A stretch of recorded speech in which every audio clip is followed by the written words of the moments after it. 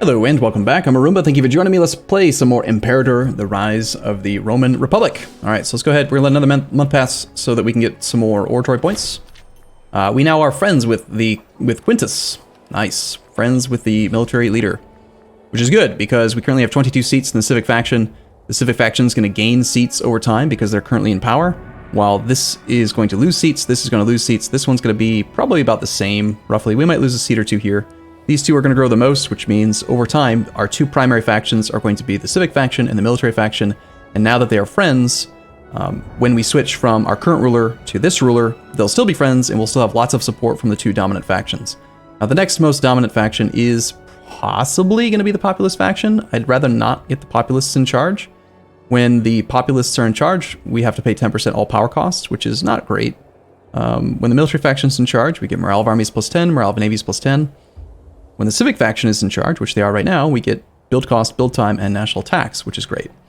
So, considering that the mercantile faction's got the least overall Senate seat growth, we probably don't really need to worry about them. The religious factions can be pretty useful as well. Let's go ahead and consider becoming friends with this guy next. 25 oratory points. We don't really want to spend those just yet. So we'll do it soon, but not yet. All right. So next, I wanted to change the governor policy in Latium to encourage trade, so we get an extra local import route. Then we're going to use that extra import route for more fur from the same guy we bought the other one from, which means that we now have a surplus of fur.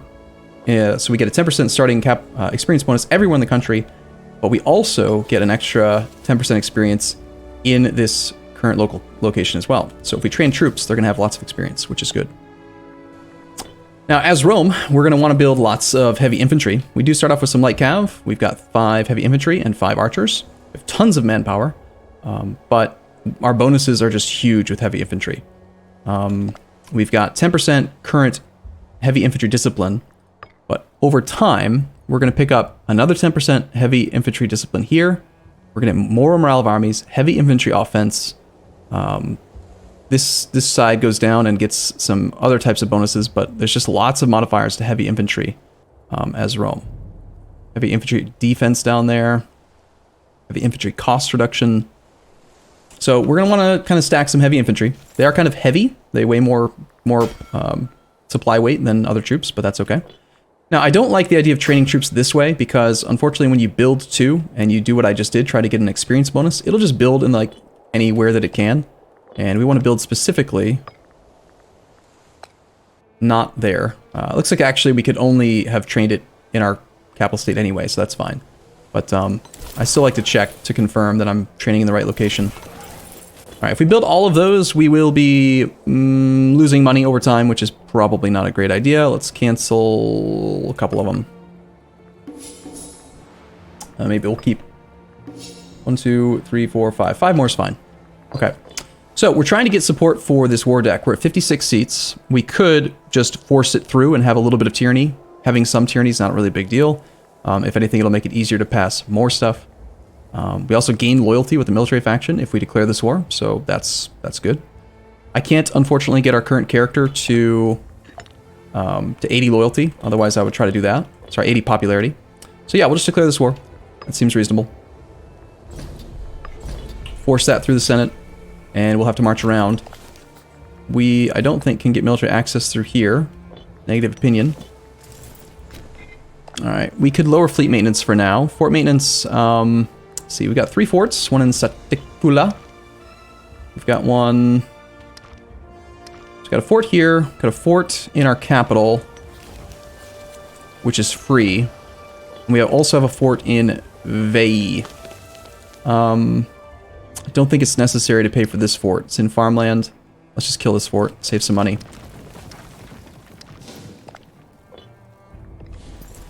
Alright, I'm also going to make this army a little bit smaller, I think. Let's get a leader in charge. One thing we could do if we want to gain popularity on our current character or on our next character, I do want to get this extra free stability from making our current character into a dictator. Right now we have 38 seats. So even though this guy's got 7 martial skill, we're going to have him lead. We're going to find our current character who's got 7 martial, put him in charge, and then when he wins a battle, we can hold a triumph. That'll give us an extra 25 popularity, pushing us above 80, which will also give us support for becoming appointed a dictator. Support for this is actually gone up to 47 seats. Just by making him into a general, you get 10% extra support with everybody. I mean, that's a pretty easy thing to do, right? If we get our popularity above 80, that's another 10% support for becoming made into a dictator. All right, let's do this. I want to give him a couple extra troops. I want to actually like work a little bit more on army composition this time around. So right now we're deploying our primary cohorts are archers, followed by the heavy infantry, followed by the cavs on the flank. I think we want to have like, I mean, we started off with a 5-5-5 composition, which was okay. Let's pull one extra. I really wish you could right click on this like an E4.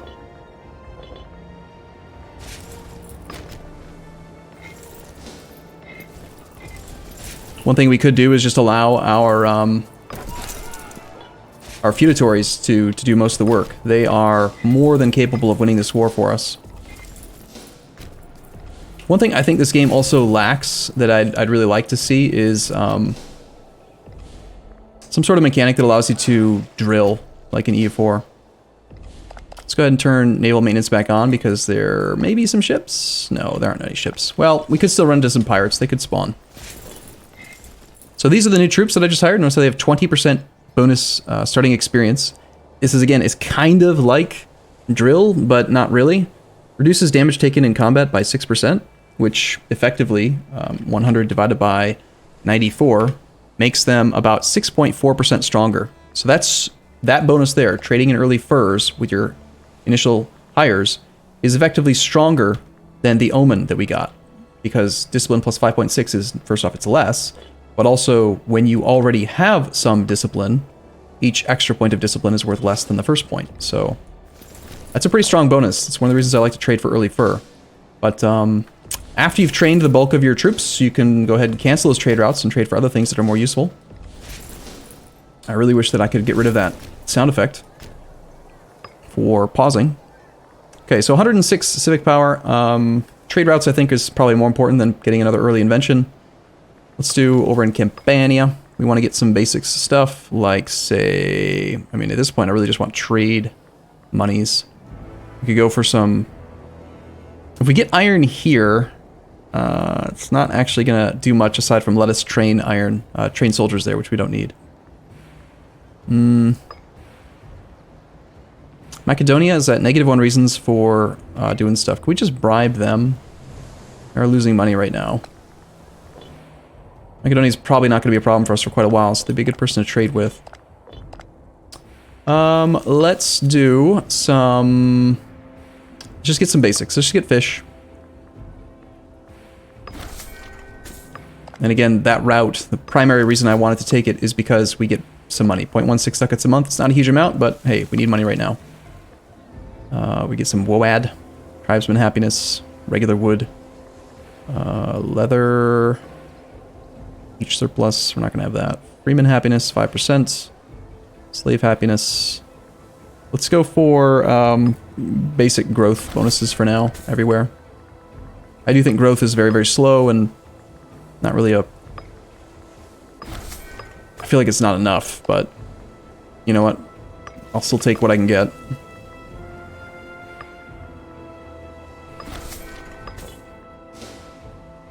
Hopefully that'll help to offset some of our income disparity. Let's turn off forced march. We reduce the unit weight. This army does not need to join them. Okay, we are suffering 1% attrition with our army. Our feudatories are trying to help out with the siege. We can't actually get to that army because of zone of control, so we can't do the battle. We should just start looking for another war.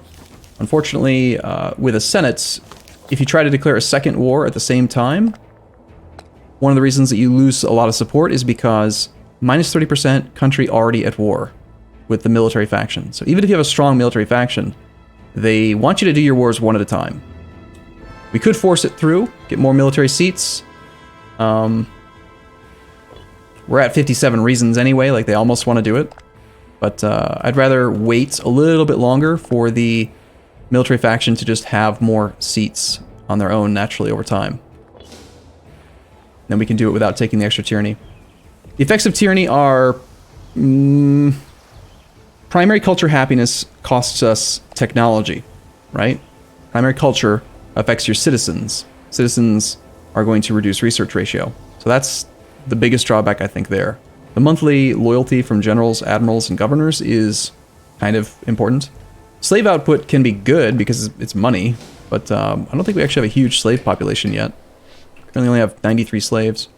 Speaking of slaves, that's another thing we can spend civic power on. We could try to get more surplus trade. Get slaves that are spread out all over the place, not actually giving us extra goods. So we can move them to the capital, for example, to get some more cloth and get an extra surplus tax bonus. Or we could move them to one of our iron-producing cities, like Ostia. If we had, we need 15 slave pops here. We could have an extra +1 iron. We could then export that for 5% more heavy infantry discipline. Same idea here. Definitely better if you're going to move slaves around in the early game. You want to focus on moving them to cities that have terrain that's farmlands, because then you can get the bonus with only 13 pops. Unfortunately, Rome is not farmlands, so we would have to go for either wine or wine in our capital. Wine's good, but you know. Tensions have been growing between the Roman colonists and locals in Capua. The locals claim that our settlers are rejecting local traditions and power structures. Our colonists, on the other hand, claim that the locals are only alarmed because the new Roman settlement is surpassing the existing metropolis of the region. Marcus, the governor of Magna Graecia, gains loyalty, and we get 2 freemen, and we get a little bit of unrest in some cities. Or we can defend the rights of the locals, lose loyalty, get stunted growth, and lose unrest. I'd rather get some more freemen. More pop is fine. We can handle that unrest. Envoy from the Hellenistic city-state of Tarentum is requesting to import wood from us. We will take this. It's good money. So we're losing 1% of 12,000, so 120 manpower per month just to maintain this siege. I'm going to pay for it anyway because I want to try to get this battle, because I want to, before we only have 5 years really. We're already getting close. I want to make sure that we get our character elected as a dictator without paying for the extra tyranny. They would actually support it right now, but it would be better if we could to do it without the extra tyranny. I mean, some tyranny is good, right? Don't get me wrong, but here, let's get that navy over there to help out with the blockade. One big complaint that I have with Imperator that I hope gets changed at some point is that I don't understand why it's this way. It makes no sense to me at all. The siege status cap is... We lost 2 ships. Apparently we're fighting pirates on our way over there. Perhaps we should actually have a leader then. The siege status is capped at 42%. So if you take a whole bunch of inventions that give you like... Alright, apparently I should pay a little bit more attention to my navy. We're pathing through a whole bunch of other people's pirates, just losing all of our ships. The Levantine major power of Carthage has declared war upon the Latin local power of Nuceria. We are now obliged to help. Rome, Nuceria, Frentania, Pelignia, and Marcia have all rallied together. So we are in a war against Carthage, apparently. And they've got some elephants. Carthage has decided that they want to attack this guy. Well, yeah, my navy's going to have to come home now. Now, please finish my thought, though. My thought was that, for some reason, they've decided to cap siege status at 42%. If you have more siege status than that from like siege engineering or whatever else, you get everything in place that you need to. You have a really good commander. You still can't go above 42%, and I hate it so much. At least in EU4, you can get all the way up to like 99%, and eventually the damn thing will fall. But I have had far too many sieges where you just end up basically sitting for 6 months to an extra year because you just have bad luck, and it's a horrible feeling. Food shortage, right? See how we're still at 42%? You can't go above 11. If I took tech to gain siege engineering or I established a blockade, we'll still be at 42%, and I hate it. Wealthy patron. Beautiful temple to the end of the game. Sure. So we're going to need to build some new ships, unfortunately. Invite to Defensive League from Sabinia. This is the guy that is to our north. Just one second here. I want to confirm that we're the war leader. To show superiority war. We are considered the war leader because they declared war on a guy and we are stronger. Got it. I'm not going to join that. I don't think we could have established any allies or anything. Because we're at war right now. Yeah, maybe we should have actually done a couple allies. I'm also overcommitting to the siege. In patch 1.01, they made it so that forts are no longer just like free in the capital, but you do get a fort. You have no maintenance for your fort in your capital. Basically what that's done is cut the level of fortifications everywhere in half. All these little OPMs, one city miners, OCMs I guess they'd be called. They used to have level 2 forts in their capital. Now everything is just level 1. So you need far, far fewer troops to do sieges than you used to. See again, it's just sitting at 42%. The food shortage from before should have given us 2 more status. The supply shortage there should have given us 1 more status. There is no bonus for having a depleted garrison like in EU4, right? A level 1 fort provides -1 reasons for siege status, -1 siege progress. In EU4, if you have less than half garrison, you lose 1 point. So you would assume that we'd be at 49%. Can't get that. If we established a blockade, we'd be at 56%. Can't get that. If we had artillery like in EU4, we could get all the way up to another +5. With siege engineering, you can basically do the same thing, get 3, 4, 5 extra bonus to sieges. If we put someone with 10 marshal in charge, we could have an extra siege status from the general. Even if we did all those things, 42% is the cap, and again, I hate it. Because this shit happens non-stop. Drives me nuts. Anyway, let's just forget about it. Makes me mad, though. Because this is every single month that goes by. We're spending, what, 120 manpower. And I'm mostly doing this because I want to make sure, again, that we get this battle. We're going to turn on Forced March, and we'll be the first ones in, because I want him to get the bonus. This is a perfect example of how awful this system is. I hate it. Morale recovery is very important. We'll take that. Thanks for the money. For some reason we're getting double ticks. Water shortage. Cool. It's like we made Babby with a little girl. Oh, the mom died in childbirth. Well, it's probably because she was like 16 years old. Alright, well, let's maybe consider getting married again. Can we get married? Arranged marriage. I guess we could do that from the characters list. Show characters, gender, female. Maybe sort by age, wealth, I don't know.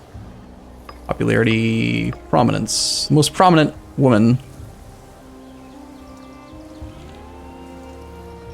I feel like there should be a... Why can we not see arranged marriage? Presumably because... Are we like in mourning? Yeah, we're in mourning. That probably prevents us from getting married right now. God damn it. Look at this. How ridiculous is this? I mean, it couldn't be more evident that this is a horseshit system. 600 days. Good God. Forced March. So I want to be the first one in so we get the status of this battle. Alright, and we captured the enemy. Now we can hold a triumph for some military points and religious points. And then based on that, we have 57 seats. We have 87 popularity. Point Dictator is still only at 57 seats of support. 124% support from the Civic faction. This faction looks like we might need to get a little bit more base tyranny in order to get their support fully. War with stronger opponent. Am I not actually at war with a stronger opponent? They think that I'm weaker. They think that Carthage is weaker than we are? Interesting.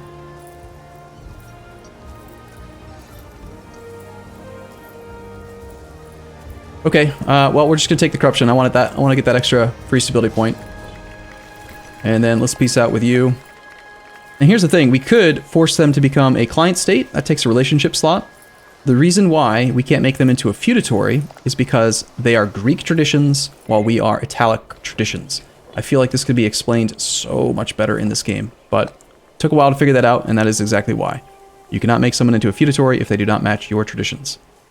Tributary would not join our wars. Client state would join our wars. It's less aggressive expansion to force a subject relationship, and they do pay you way, way more than you would get from their population. Subjects are quite strong. This guy's only got 12 citizens, 12 people in his country, and yet he would pay us like 0.7 ducats a month. So I like this vassal blobby type thing, and you can force them to become a subject, while at the same time demanding all of their money. is not a very nice thing to do, but we can totally do it, so let's do it. That does cost one of our relations, which means we, have fewer relations to use for actual big allies, but I'm okay with that. We do probably want to try to get to 25 cities, though, so we can upgrade to the regional power, get some more monarch points each month and stuff. So we'll try to take some land from somebody here in a moment, but for now, we'll take a short break here, look around a little bit, and I'll see you again in the next episode. As always, thanks for watching. I'll see you soon.